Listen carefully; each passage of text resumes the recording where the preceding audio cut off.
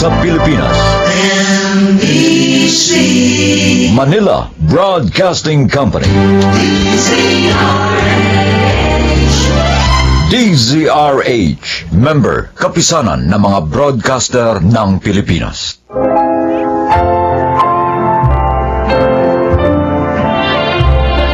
Magandang araw po mga giliw naming tagapakinig. Maririnig nyo ngayon ang kasaysayan ng isang babaeng nagtanim ng galit sa kanyang puso. Siya ay si Herlene. 4 na taon ako nagtrabaho sa abroad. Hindi sa layuning makaipon, kundi upang makalimot sa isang kabiguan. Hindi ko akalain na pagbalik ko dito ay mahahayag pala sa akin ang buong katotohanan. Herlene, gumanda ka ngayon ha, pamangkin. Mukhang hiyang ka sa 4 years mong pagtatrabaho sa abroad. Si Chang Laura talaga, palabiro pa rin hanggang ngayon. Kaya naman mukhang bata pa rin ang tiyahin mo, oh. Ay, teka muna, maiba ako. Alam na ba ni Ariel na ngayon ang dating mo? Opo, laging tumatawag sa akin ng lalaking yun eh. Oh. Pero sabi ko, wag na akong salubungin. Kung gusto niya, dito na lang ako puntahan sa bahay. Ay, hanggang ngayon ba? Hindi mo pa rin siya sinasagot? Chang, ayoko na pong magmahal. At alam niyo po ang dahilan kung bakit. Ay, Herlene, hindi naman sa nakikialam ako ano. Ako yung nagmamalasakit lang. Dahil ayokong tumandang dalaga ka, na mag-isa ka, oh. Hindi lahat ng lalaki maloloko. Mabait at tapat si Ariel. Matyaga pa. Kita mo nga, hindi pa rin sumusuko. Kahit na nga, mahigit 3 taon na siyang nanliligaw sa'yo. Chang, Sana, bigyan mo rin siya ng puwang. Diyan, sa puso mo.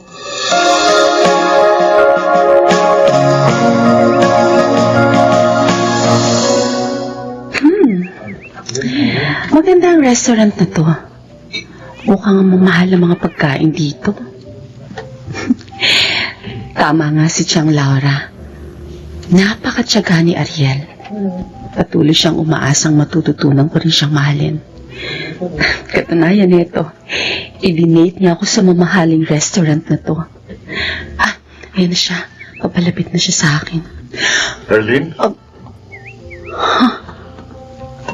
Ang kasama niyang lalaki. Sino yung kasama mo, Ariel? Itong kaibigan ko, si Aaron. Aaron Cordova.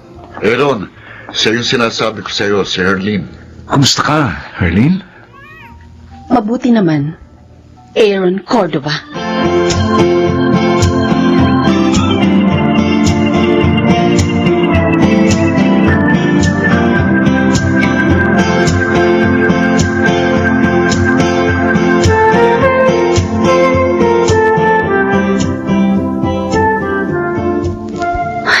Hindi ako maaaring magkamali. Siya talaga yun. Tumaba lang siya ngayon, nag-iba ang gupit ng buhok. At siguro, nagpatangos na rin ng ilong para hindi ko makilala sakaling magkita kami. Walang hiya siya. Herlene? Oh, Chang. Oh, bakit umiyak ka? Huwag mo sabihin nag-away kayo ni Ariel. Aba, hindi pa man kayo magnobyo o nag-aaway na kayo? Hindi kami, Chang. Hindi kami nag-away ni Ariel. Hindi ang lalaking yun. Nakita ko siya. Ha? Nakita ko manlolokong yun. Saan? Saan mo siya nakita? Sa restaurant. Tapos sa pinuntahan namin ni Ariel. Ipinakilala siya sa akin ni Ariel pero sa ibang pangalan. Pero yun din ang apelyido. Pamangkin, baka naman nagkakamali ka na. Hindi Chang. Ang boses niya, ang kilos niya, maging ang mukha niya, siya talaga eh. Oh. Tumaba nga lang siya ngayon, nag-iba ng buhok at marahil nagpatangos ng ilong. Pero alam ko, siya pa rin si Baron, ang nanloko sa akin. Napakawalang hiya niya. Teka, ha? Bago mo gawin kung ano man yung binabalak mo, alamin mo muna. Kung siya nga talaga si Baron, ang dati mong nobyo.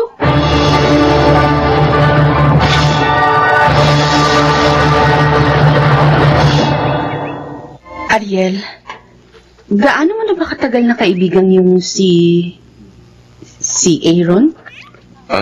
Mahigit 3 taon na. Bakit mo na itanong? Kasi partner mo siya sa business, di ba? Oo, mahigit 3 years na. Sigurado ka bang mapagkakatiwalaan siya? 4 years na kami magkaibigan. At hanggang ngayon naman, wala naman siyang masamang ginawa sa akin. Kahit sa business namin, kilala ko rin ang tatay niya, si Mang Henaro. Huwag ka rin sobrang pakatiwala. Mahirap na. Baka traidorin ka niya. Herlin, Concern lang ako sa'yo, kaya nasabi ko yun. salamat sa concern mo. Sana yan ang simula ng matagal ko nang hinihintay. Ang matutuhan mo rin akong mahalin. Ikaw ba si Lily? Ang girlfriend ni Aaron? Ako nga. Sino ka? At bakit mo kami kilala ni Aaron? Ako si Herlin Angeles. Ang dating nobya ng boyfriend mong manluloko. Ano? Miss, baka naman nagkakamali ka. 3 years ko ng boyfriend si Aaron at ako lang ang mahal niya. Mahigit 4 na taon na ang nakakaraan. Ikakasal na kami noon. Nang bigla na lang na akong iniwan. Isang sulat na lang ang dumating sa akin isang gabi. Sulat ng pakikipag-break. Dahil may nabuntis daw siya. Hindi pa rin ako makapaniwala sa sinasabi mo. Tingnan mo to. Ito yung picture naming dalawa. Tingnan mo. Si Aaron nga ito. Iwan mo ang manlolokong yun. Walang hiya siya. Hindi siya dapat mahalin.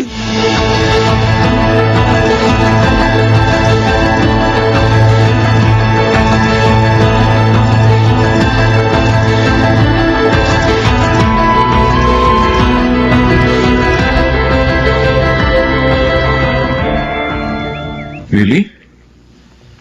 Kanina ko pa napapansin na matamlay ka.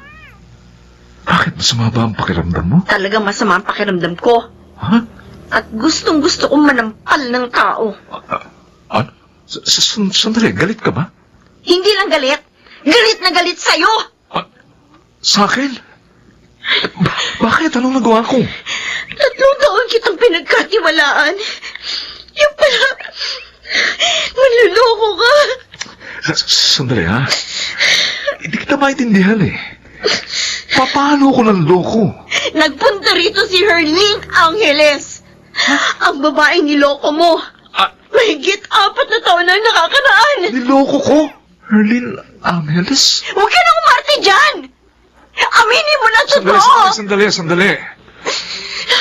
Tama, naalala ko na. Narinig ko na nga ang pangalang yon. Pero Lily, hindi ko siya girlfriend. Narinig ko yun kay Itay at kay Baron. Sino Baron?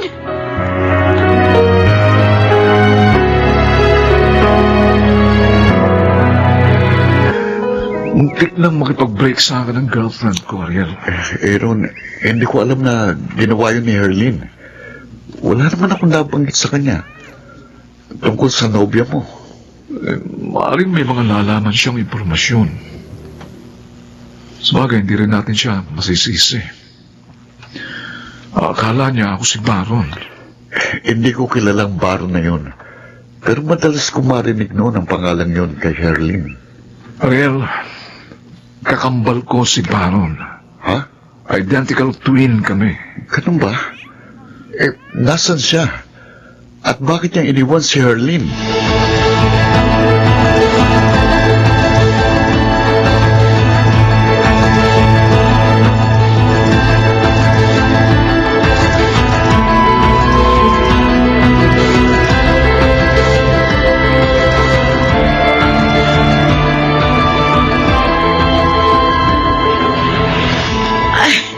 Hindi ako makapaniwala. Kamukhang-kamukha ka nga ni Baron. Pero hindi ho ako si Baron, Aling Laura.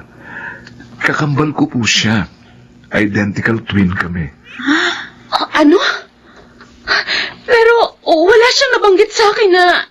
Dahil 1 taon pa lang kami, pinaghiwalay na po kami. Madalas kaming magkasakit, kaya lumaki ako sa tita ni inay na walang anak. Pero hindi inilihim sa amin ang pagiging kambal namin. Anak ko, pasensya na ka mo sa girlfriend mo, ha? At nasan ngayon ang walang hiyamong kakambal? Sinaktan na niyang damdamin ko, ipinahiya niya pa ako sa mga tao. Nagkamali ang kakambal ko sa ginawa niya. Dahil hanggang ngayon, hindi mo siya nakakalimutan. Gusto ko makaharap uli ang walang hiyang yun.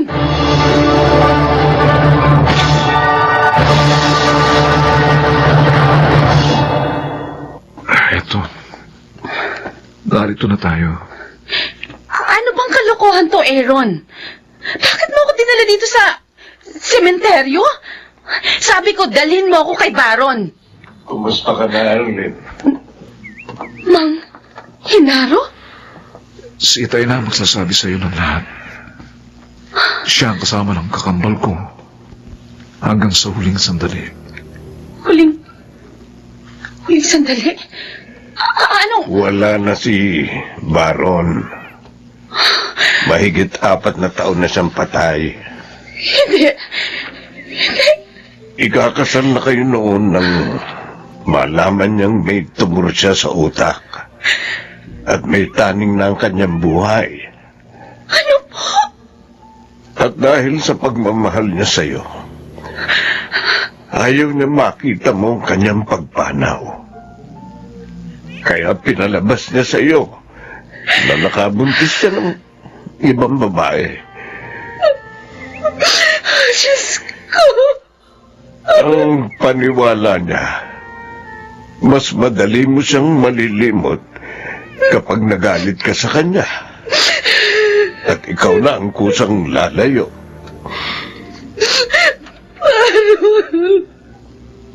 Erlyn, mahal na mahal ka niya.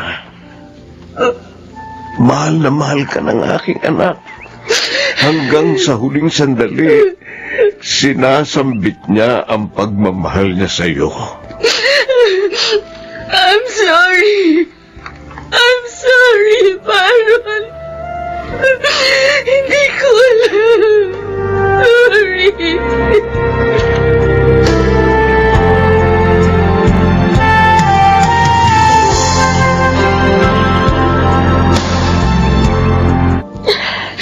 Sakit. Ang sakit-sakit dyan. Ang tagal kong nagalit kay Baron. Minala ko pa siya paghigantihan. Yung pala, ayaw lang niya ako makitang naghihirap. Ayaw niya makita ko siya naghihirap. Kaya siya lumayo. Mahal niya pala talaga ako siya. Marahil, niloob na ng Diyos na magkita kayo ng kanyang kakambal upang mapawi na ang galit sa iyong puso. Arlene, tanggapin mo na ng maluwag sa dibdib ang lahat. Huwag ka nang mabuhay sa nakaraan. Harapin mo na ang iyong kasalukuyan.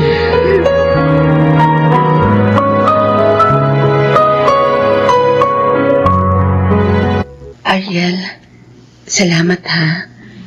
Salamat sa pagsama mo sa akin dito sa puntod ni Baron. Alam mong dahilan kung bakit ko ito ginagawa. Mahal na mahal kita, Arlene. Pero mahaba ng pinaghintay mo. At parang ngayon palang nagsisimula ang pagluluksa ko. Mas gusto kong maghintay sa'yo kaysa tuluyan kang mawala sa akin.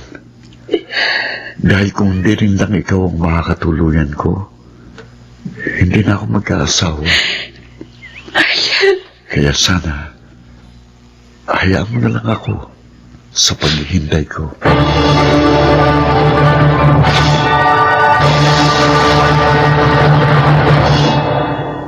Makalipas ang 2 taon, tinanggap ko na ang pag-ibig ni Ariel at agad kaming nagpakasal. Sa ngayon, may isa na kaming anak.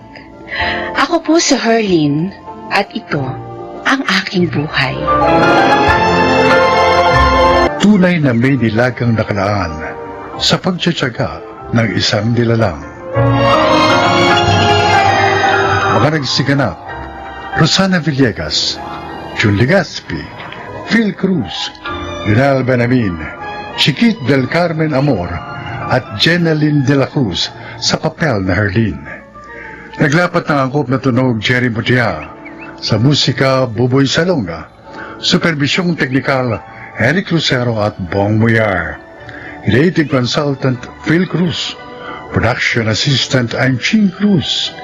Ito'y mula sa panulat ni Telma Corporal Alcantara, sa direksyon June Martin Legaspi at Maynard Landicho Jr. Ito ang aking buhay.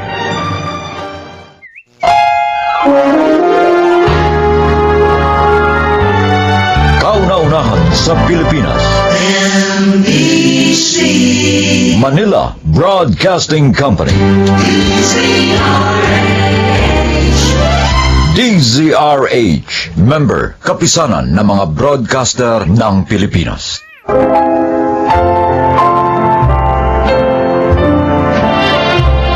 Mga kaibigan, sa araw na ito, inyong maririnig ang kwento ng isang ina na naharap sa mga paghihirap ng loob na nagdulot sa kanya ng pagdurusa at kalungkutan.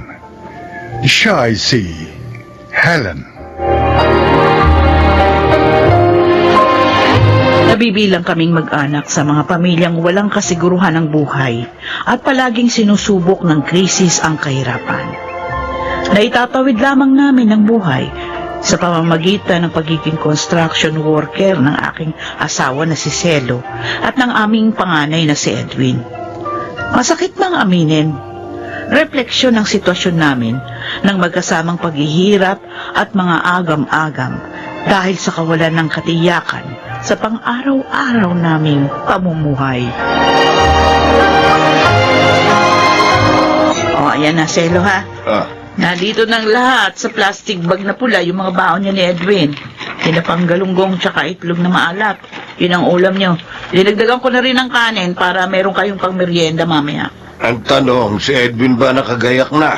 Ay, Tapos na magporma kahapon ng mga bakal. Kaya kailangan maaga kami ngayon sa site dahil araw naman ang buhos ngayon. o teka sandali, kakatukin ko doon sa banyo para mag-apura na rin. Huwag na kamong masyadong pakalinisin pa ang katawan dahil tiyak na daig pa namin na naligo na semento mamaya. Saka kahit butas-butas na kamiseta, yun na lang kamo isuot niya. Oo, sabihin ko.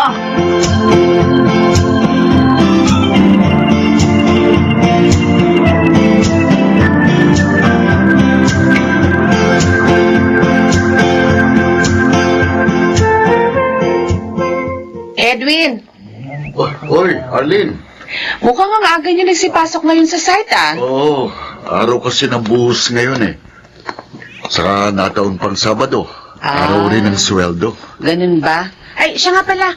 Naglaga ako ng saging na saba. Uy. Ito, sa inyo ni Mang Celo ang 5 piraso. Para may pangmerienda kayo mamaya. Nagabala ka pa, Arlene. Ikaw nga itong kailangan lagi may pagkain dahil nga buntis ka eh. Dinagdagan ko talaga yung nilaga ko para mabigyan ko kayo ni Mang Celo. Para nga kako, hindi na kayo bumili ng merienda sa labas. Oo nga. Sige, hindi ko natatanggihan ang mga ito. Pero salamat ha. Saka sa ulitin. Hindi, biro lang. Pero ang gusto ko talagang sabihin, palagi kang mag-iingat para dyan sa dinadala mo. Ha? Salamat sa pag-aalala, Edwin. Maraming salamat.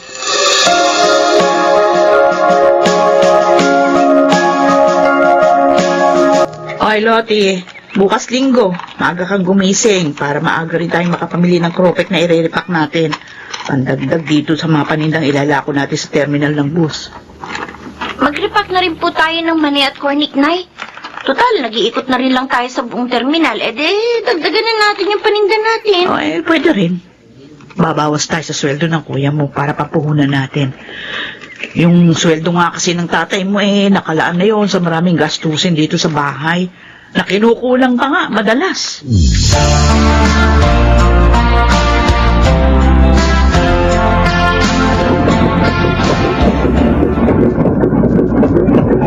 Naku! Abed, bakit? Anong nangyari? Eh, yung isang timbang halo ng semento. Umigkas sa pagkakasabit sa kable, Edwin. At saktong sa kanya na 5 selo babagsak. Ano? Naku pala, Eko. Hindi niya naisabit ang maayos yung timbang may labang semento sa kable. Kaya umigkas habang hinahaltak pataas. Teka, bababa ako. Ha? Huwag naman sana may mangyari sa tatay ko. Huwag naman po sana, Diyos ko.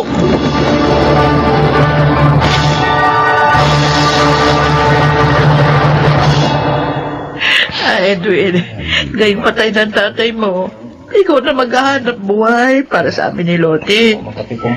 Kanino pa ba naman kami aasa ng kapatid mo kundi sa'yo na? Huwag kayong mag-alala, Nay. Hindi ko kayo pababayaan. Pangako ko yan sa inyo. Mabuti naman. Ikaw ang panganay. Kaya dapat lang na ikaw yung sumalo sa mga obligasyong naiwan ng tatay mo dahil tungkulin mo yun.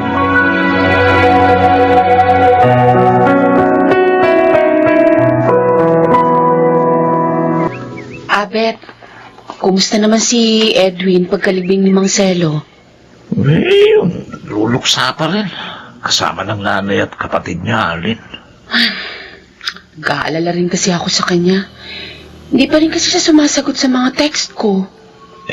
Pagkatapos daw ng pasyam na araw ni Marcelo, saka lang siya papasok sa trabaho. Hysterical pa rin kasi si Alin Helen eh. Kaya kailangan muna niyang bantayan.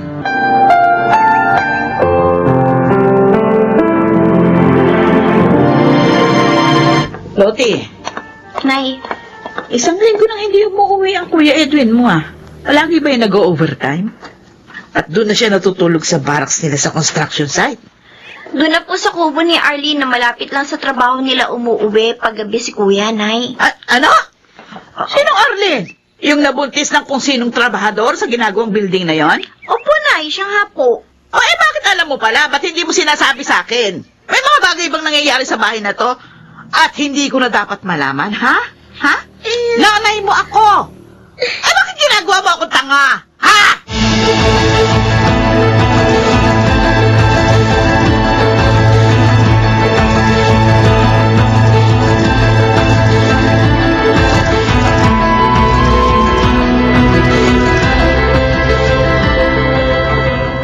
Arlene, eto, Edwin, may dala ko litsong manok para sa ulam natin ngayong gabi. nako tamang-tama ang dating mo. Luto na nga tong sinaing. Ay, ilapag mo na lang dyan sa mesa yung dala mo. At sige. sasantok ako ng kanin. Ako nang bahalang maghain. Aba, bakit biglang may nagbukas ng pinto? Ikaw? Sino yan? Hoy, bakit bigla ka nalang pumasok dito sa kubo namin ni Arlene? Ako ang dapat magtanong kung ano ginagawa mo rito. Ha? Sa kubo namin, ng syota ko. Sa anong siyo? Pero bago mo ako sagutin, bubutasin ko yung dibdib mo! Mabuting tao si Edwin!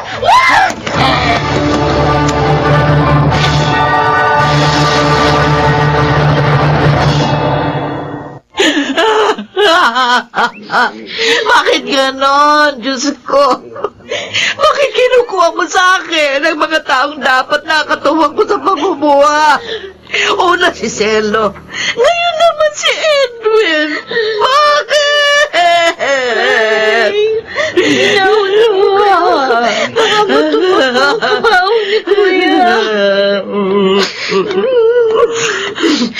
Aling Helen, nakikiramay ho ako sa nangyari kay Edwin. Ikaw! Gusto ko lang po sanang bumulong ng pasasalamat kay Edwin sa lahat ng tulong na binigay niya sa akin. Hindi ka na dapat nagpunta pa rito dahil ikaw ang dahilan ng pagkamatay ni Edwin. Ang pagiging mapaghangad mo. Yon ang dahilan kaya pinatay ang anak ko ng lalaki mo. Nagkakamali ho kayo, Aling Helen. Namaliwala kayo't sa hindi. Minahal ko si Edwin.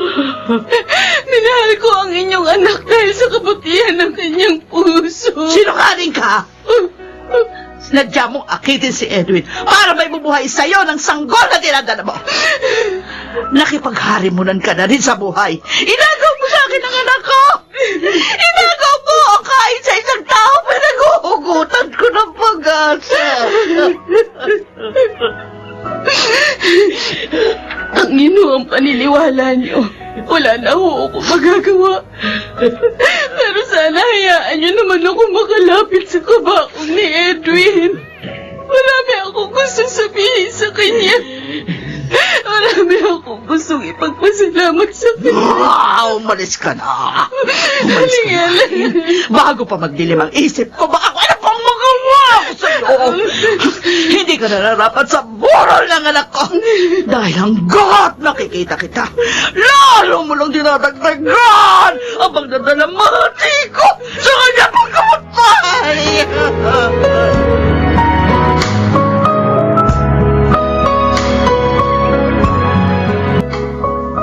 Loti! Loti! May babalita ako sa inyo ni Aling Helen. Ano yan, Kuya Albert? Napatay rin pala ng mga pulis yung lalaking pumatay sa kuya mo nang gawin niya ang krimen sa kubo ni Arlene. Totoo ba, Kuya Albert? Oo! Pinahinto raw ng mga pulis sa highway para sa isang inspeksyon. Pero sa halip, inundayan daw lang saksakal isang pulis Saka pinatakbo pa ng kabilis sa dalang motorsiklo. At dahil nalagay sa alanganin ng buhay ng mga otoridad, ngayon, pinalila nila lang abutan sa isang palikong bahagi ng highway. Yun na nga, nakuha sa kanya ang matalas na ipinampatay niya sa kuya mo. Kahit pa paano, bago ilibing si Kuya, nabigyan ng katarungan ng kanyang pagkamatay.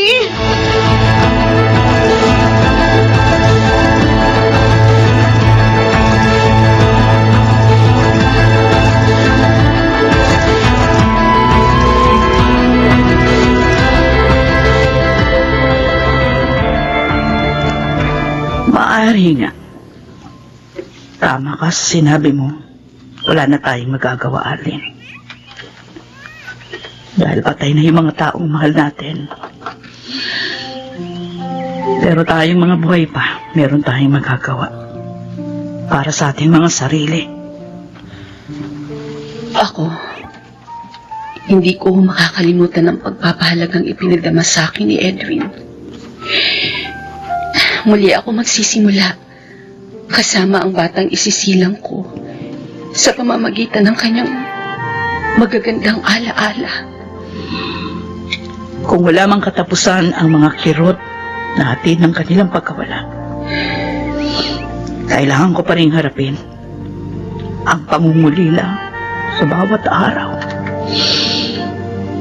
Alam ko, sa kabila ng lahat ng ito, pagkakalooban ako ng Diyos, nagtibay ng loob, para muling harapin ang buhay.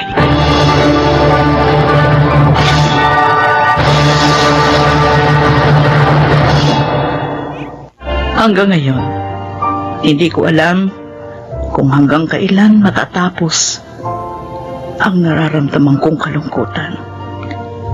Dahil dama ko pa rin ang sakit sa pagkawala ni Nacelo at Edwin, na sa paglipas man ng mga buwan at taon, parang kahapon lang nangyari.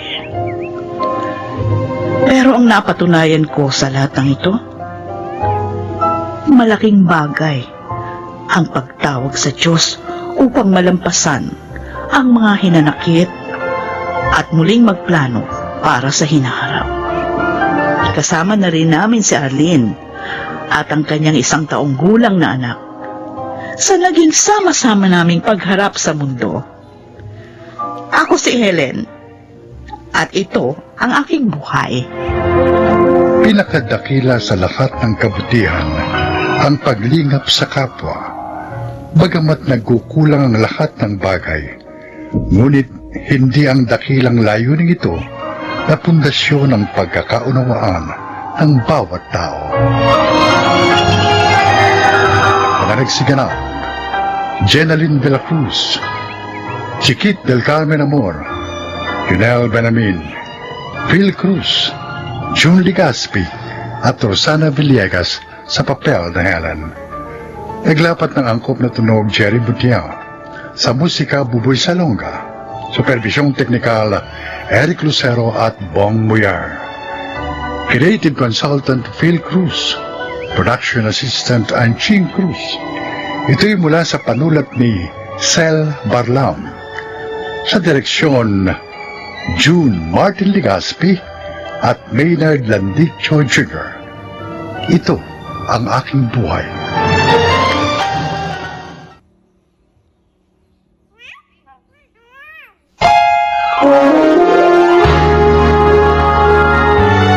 Kauna-unahan sa Pilipinas.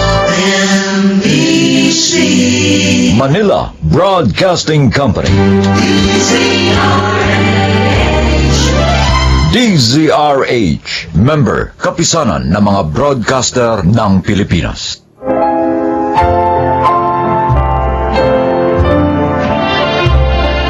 Mga kaibigan, sa araw na ito, inyong maririnig ang kwento ng isang ginang na inilaan ang buhay at piniling magpakasakit para sa mga taong kahit hindi niya kadugo. Siya ay si Loida. Magulo ang pagsasama namin ni Ador dahil sa kanyang mga bisyong nakasanayan na niya mula pa ng kanyang pagka-teenager. Siguro, ang magulong sitwasyon din sa pagitan namin ang dahilan kung bakit 2 beses akong nakunan ng magkasunod. Hanggang sa hindi na ako nagdalang tao pa. Hindi ko rin maipaliwanag kung bakit hindi ako makawala sa klase ng isang pagsasamang hayagan ko namang nakikita ang mga problema. Pero nananatili akong bulag at manhid. Tay! Huwag niyo po akong paampun! Magpapabay na po ako! Ako po, Tay! Mabait naman po ako eh! Paampong ko kahit na kanino. Ano? Ay, Ipaampong mo! Teka. Bakit? Nasaan bang nanay nila? Pareho lang ang sumama sa ibang lalaki. Ang problema, pareho rin nilang itinambaksakan ng mga leche ito. Ang mabuti pa, Oh, ibigay mo na lang sa akin ng mga anak mo. Ako na lang aampun sa kanila. o di ikaw. Sige, ikaw na. Total, mahilig ka naman magpakabayani eh. Pero itong pakatandaan mo, ha, Loida, ha? Huwag na huwag mo kong oobligahin tungkol sa mga batang yan. Dahil tatamaan ka sa akin. Ha? Ay, Sige.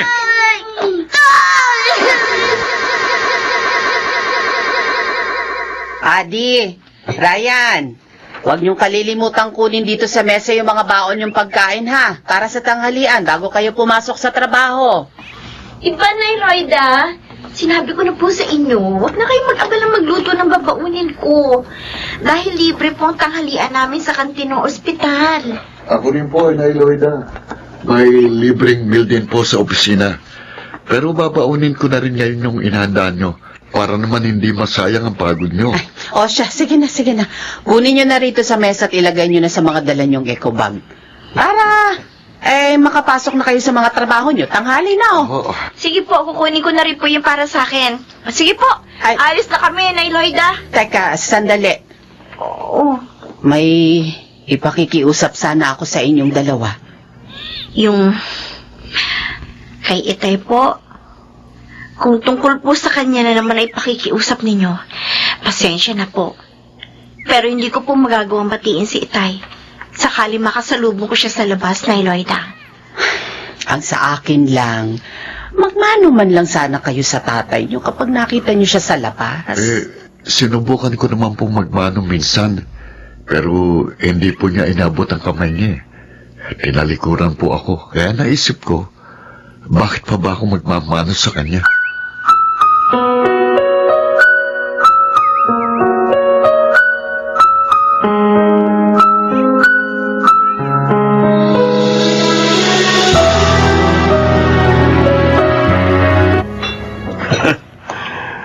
Ang titigas din ang loob ng mga anak mo, Nodor. Pero mo, nakita ka nilang nandito sa tindahan, pero nilampasan ka lang. Ako ba muli nila ng patigasan ng loob? Ubra ba sila sa akin? Mga professional na kasi. Kaya siyempre, mataas na rin ang lipad ng mga... Wala akong pakialam. Kahit gaano pa kataas ang tingin nila sa kanilang mga sarili. Wala pa silang napapatunayan sa buhay, kaya huwag silang magmalaki. Lalo na sa akin. Bakit? Magiging tao ba sila kundi dahil sa akin?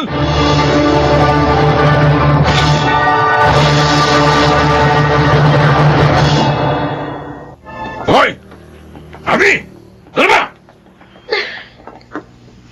Walang hindi kita tinatawag, ah. Bakit ba kasi, Tay? Wala naman tayong dapat pag-usapan, di ba? Kumadrona ka, di ba?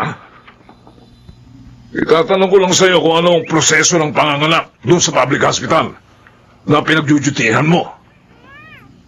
Kabuanan na nga kasi nitong si Alexa. Nambuntis na naman pala kayo. Oh, Talaga hindi na kayo titigil, no? Ginawa niyo ng bisyo ang pambubuntis sa kung sino-sino babae. teka! Sandali.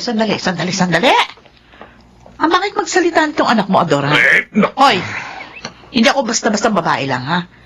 Receptionist ako sa beer house na pinapasukan ko. Huwag kang ano! Sandali! Tumigil kayo! At ikaw, ate, hindi ko hinihingi ang opinyon mo sa mga nangyayari sa buhay ko. Nagtanong lang ako sa iyo, pero kung ayaw mo kaming tulungan, edi wag! Ang hirap sa inyo, Tay.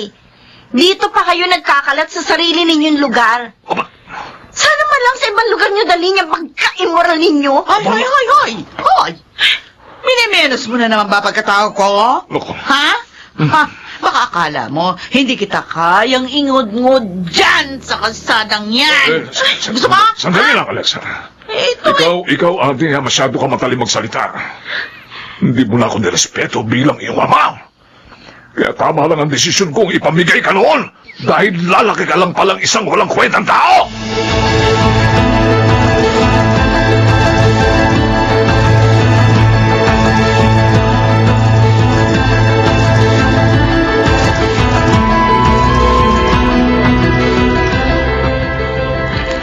Sino bang anak ang gustong pagsalitaan ng masakit ng sariling ama? Pero hindi na nga ako nakapagpigil. Lalo na nang parang pinagmamalaki pa niya yung kasama niya buntis na babae. Ako kasi, Adi, iniiwasan ko talagang makasalubong si Itay eh. Minsan kasing hindi ako nakaiwas sa kanya. Sinumbatan niya ako. Kung bakit marketing daw ang kinuha kong kurso. Kung nagpulis daw ako, baka nagkakamal na raw ako ng pera ngayon. Kung magsalita siya, parang siya ang nagpaaral sa atin. May gana pa siya magdikta. Samantalang wala naman siya naiambag sa pagtataguyod sa atin ni Inay Loida. Kaya nga maipapayo ko sa'yo kapag nakita mong makakasalubong mo siya o magkikita kayo sa labas, umiwas ka na. Umiba ka na ng daan para hindi na kayo magkainkwentro pa.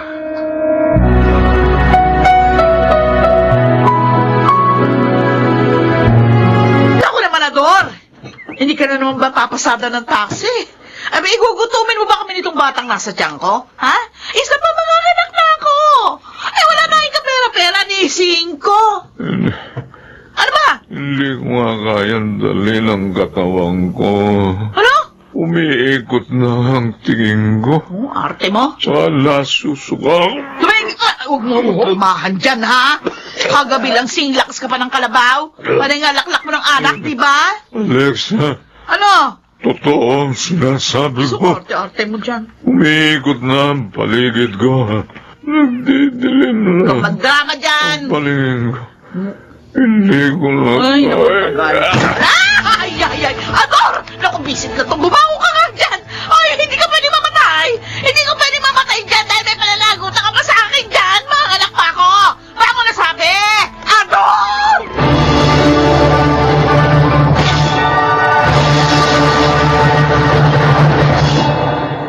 Hindi ko na kinuha ang bangkay niya. Ayoko na rin makipagtalo pa sa babaeng yun. Pera lang naman ang habol ng babae yun sa burol ni Itay. Pero tiyak na sa pagpapalibing, guguluhin pa rin tayo ng babaeng yun sa mga gastusin.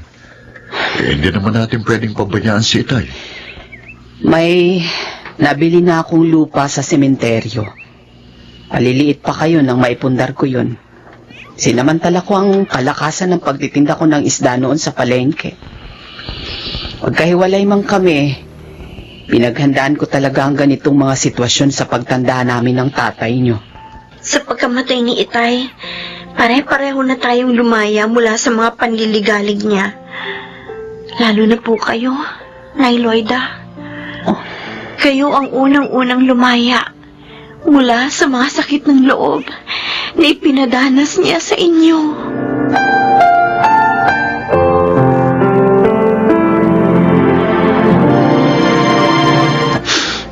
Nalulungkot ako dahil magkakahiwa-hiwalay tayo. Pero sino ba ako para hadlangan ng mga pangarap nyo? Karapatan niyong buuin ang sarili-sarili niyong mga buhay para na rin sa kinabukasan niyo. Sayang po kasi yung pagkakataon sa malaking ospital na yun sa Riyadh. Nangangailangan sila ng mga kumadrona.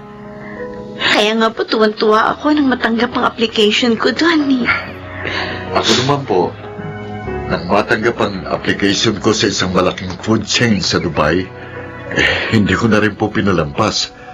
Sineryoso ko na rin po dahil ayoko rin sayangin ang pagkakataon. Pero wag po kayo mag-alala, Nay Loida. Kahit malayo na kami ni Ryan sa inyo, palagi po namin kayong tatawagan. At saka regular po kami magpapadala ng pera sa inyo para sa mga pangangailangan ninyo. Oo, pangako po namin yan ni Adi, Inay Loida. Hindi namin kayo pababayaan. Dahil ng mga panahon nangangailangan kami ng isang ina, hindi ninyo ipinagkait sa amin ang inyong kalinga at pagmamahal. Basta huwag niyong kalilimutang tumawag sa Diyos at laging magpapasalamat sa Kanya. Saan man kayo naroroon. Dahil sa Kanya pa rin nagmumula kung ano man ang mga biyayang tinatamasa niyo ngayon.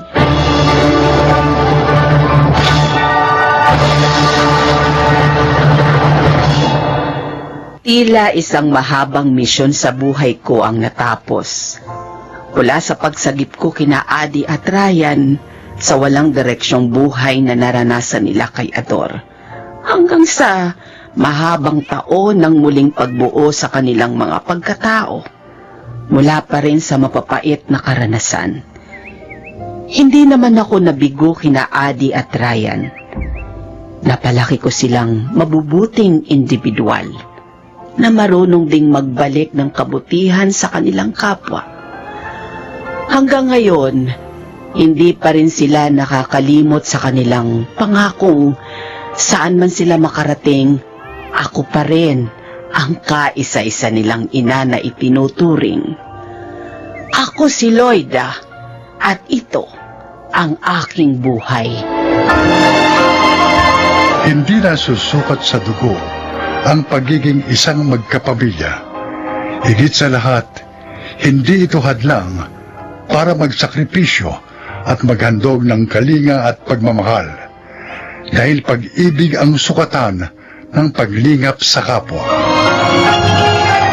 Mga nagsiganap, Chiquit del Carmen Amor, Rosana Villegas, Julie Gaspi, Pinel Benjamin, Phil Cruz, at Jenaline de la Cruz sa papel na Loida. Naglapat ng angkop na tunog Jerry Mutial. Sa musika, Buboy Salonga. Supervisyong teknikal, Eric Lucero at Bong Moyar. Creative Consultant, Phil Cruz. Production Assistant, I'm Ching Cruz. Ito'y mula sa panulat ni Sel Barlam. Sa direksyon, June Martin Ligaspi at Maynard Landicho Jr. Ito ang aking buhay.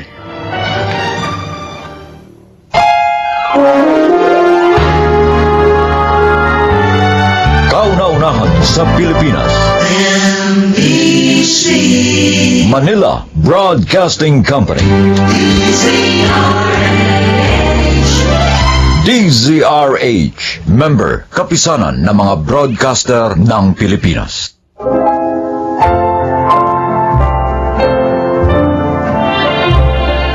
Mga kaibigan, sa araw na ito, inyong maririnig ang kwento ng isang haligi ng tahanan na nawili sa mga huwad na kasiyahang likha ng pagkita niya ng maraming pera. Siya ay si Magno. Natsyempohan ko ang lakas ng trucking business sa pier. Kaya mula sa isang truck lang na minimaintain ko, nakapagpundar pa ako ng 4 pang-truck na ginamit kong panghakot ng mga kargamento mula sa mga dumarating na barko. Maswerte kasing nagkaroon ako ng koneksyon sa mga shipper. Kung kaya naging madali na sa akin ang pagpapatakbo ng negosyo ko sa pantalan.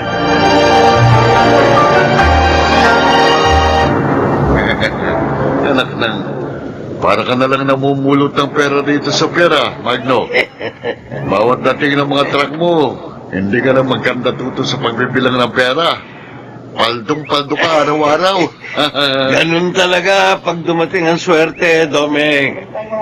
Siksik-liglig na, umaapaw pa. Pero alam mo ba kung anong kasunod ng mga linya niyan? Ano? Magbigay ka at ikaw ay lalo pang bibigyan. Mapagbigay naman ako, di ba? Oo naman. Tatlo-tatlo ba naman ang asawa mo eh. Kaya sobrang mapagbigay ka talaga. Si Raulo. Diyan ka lang at paparti-partihin ko pa itong mga pera ko.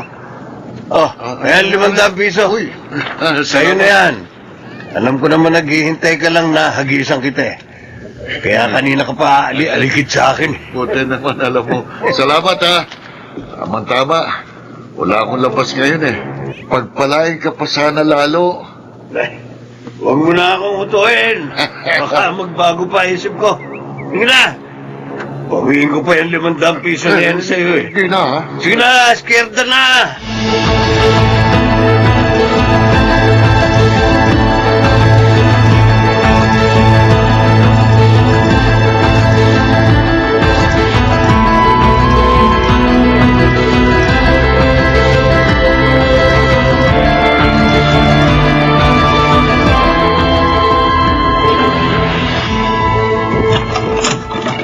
Oh, negro. Ba't ka nandito? Ano problema mo? Kung makasita naman kayo, parang inis na inis kayong makita ko, haling pa rin.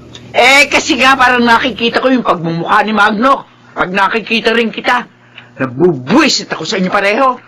Dumaan lang naman ako rito para ibigay itong sustento nyo eh. Pero, huwag daw niya siyang hintayin mamaya. Dahil hindi na raw siya uwi rito. Ano naman bago rin sa amo mo? Saka hindi ko naman talaga siya hinihintay umuwi. Umuwi siya kung saan niya gusto. Mabuti nga yun. Wala akong pagsisilbihan.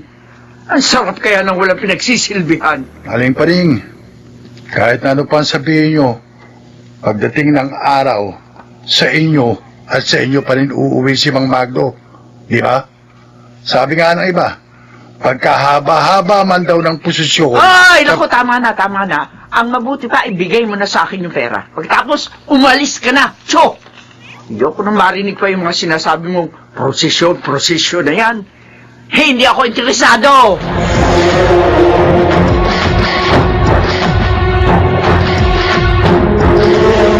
Hoy, Magna!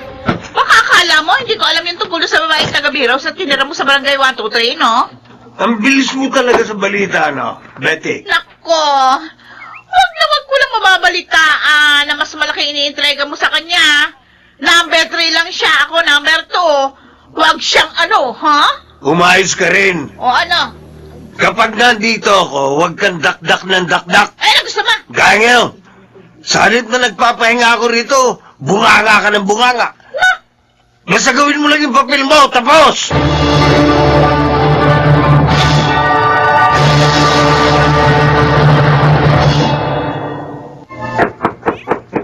Abel! Abel!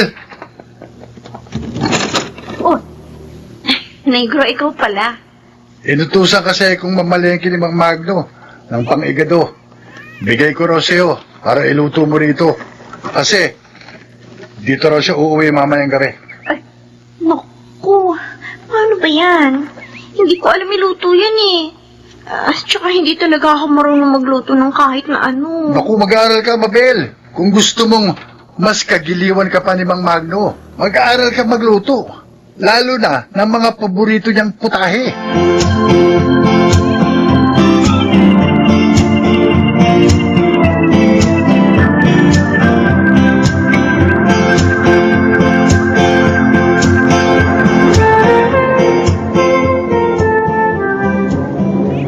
Magno, bakit? Ano nangyari sa mga truck mo? Eto santo pumapalya na raw umaga na, sabi ng mekanikong tumingin. Ako. Yun namang nasa unahan, baterya naman ang problema. Paano yan? Dami pa naman barkong padating ngayon. Yun nga ang pinanghihinayangan ko Tapos yung kinikita ng 3 truck na bumabiyahe pa, napupunta lang din sa upgrade at maintenance ng lahat ng truck. Nitong huli puro gastos ang inabot ko sa mga truck ko. Ang mahirap pa, kapag nasingitan ka ng ibang tracking sa shipper, malaki talaga mawawala sa'yo. Wala naman akong magagawa kapag ganun ang nangyari.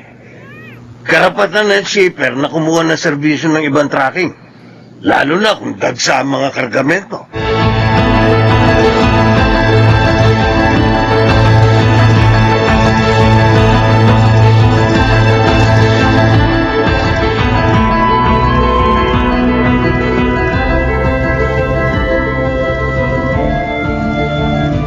Aling Paring! Aling Paring! Sandali lang, Negro! Ano ba? Hindi ka makapaghintay. Pinamalengke ho kasi ako ni Mang Magno ng karneng baka. Ilaga nyo raw. Kasi dito raw siya uuwi mamayang gabi. Bakit bigla yata dito na isipang umuwi ng amo mo? Bakit hindi doon sa 2 babae niya? Palagi nagsasabunatan sa kalsada.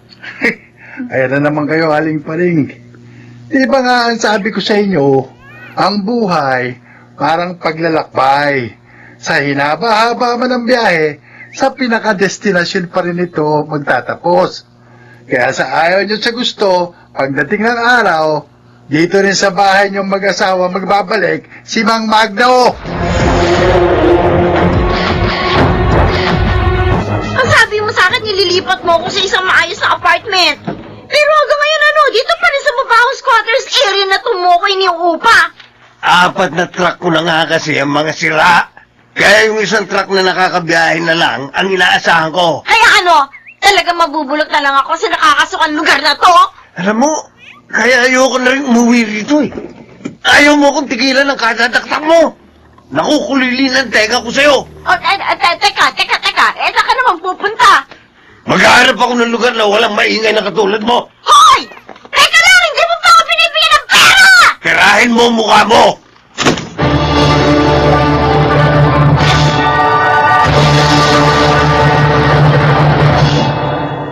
Okay lang yun. Talaga namang ayoko na makisama pa dyan kay Magno. Total, hindi naman niya matutustusan yung mga kapritsyo ko.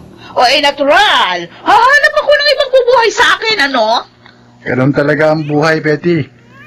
Wala naman talagang permanente. Alam ko yan, Negro. Hindi mo na kailangan sabihin sa akin yan. Ako pa, kabisado ko na ang buhay. Ako nga, nalungkot din na masira ng lahat ng truck ni Mang Magno. Kasi nga, doon din ako umaasa ay kabubuhay namin ng nanay ko. Hindi ko rin napaghandaan ang pangyayari. Masyado rin kasi akong nauwili sa madaling pagkita ng pera. Sipin mo, abot-abot ang perang sumasampa sa mga kamay ko.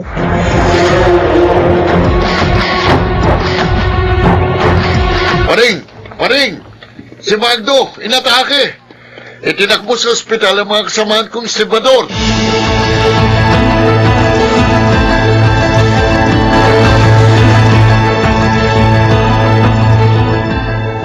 Mild stroke lang naman ang tumama sa'yo. Kapag nakarecover ka, magagawa mo pa rin yung mga bagay na nakasisya sa iyo. Pero wala na mga truck ko pa rin. Wala na kabuhayan ko. Kaya mo pa rin bumangon, Magno. Malakas ka, di ba? Wala kahit na anong makapagpapabagsak sa iyo. Yan ang patunayan mo sa sarili mo ngayon. Gusto kong magbago. Matutulungan mo ba ako? Sana nga, kung ang sinasabi ng iyong puso, kapareho din ang sinasabi ng iyong isip, Magno. Alam kong marami akong pagkukulang na dapat punan sa iyo. Alam mo, simulat sa Paul, wala naman akong hinangad kundi ang mapabuti ka. Kung may mga pagkakataong napagsasalita man ako na masasakit, kailangan ko lang sabihin ang mga iyon para lang mabigyan ko ng katarungan ang mga sakit ng loob na nararamdaman ko sa mga ginagawa mo. Hindi kita bibiguin pa rin. Pangako. Hindi ako magiging maramot sa iyo, Magno. Ipagdarasal pa rin kita. Ihingin ko pa rin sa Diyos ang para sa iyong kabutihan. Pero makipag-usap ka rin sa Kanya at magsisi. Tanging siya lang ang tunay na makatutulong sa iyong pagbabago.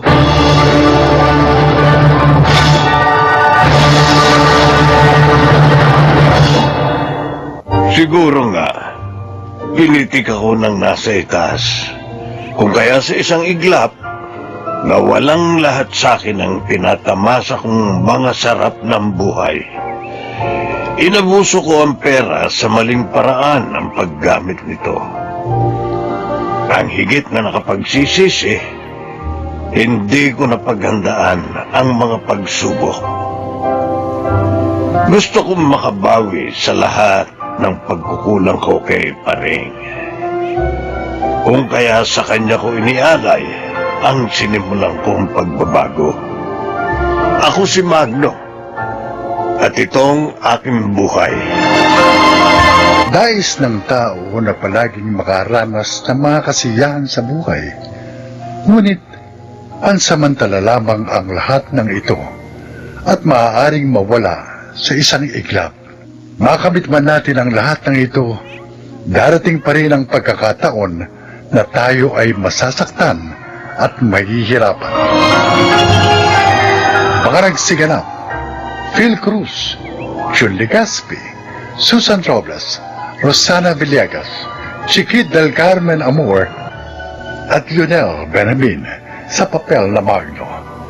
Naglapat ng angkop na tunog Jerry Mutiang sa musika Buboy Salonga, supervisyong teknikal Eric Lucero at Bong Muyar, creative consultant Phil Cruz, production assistant Anching Cruz.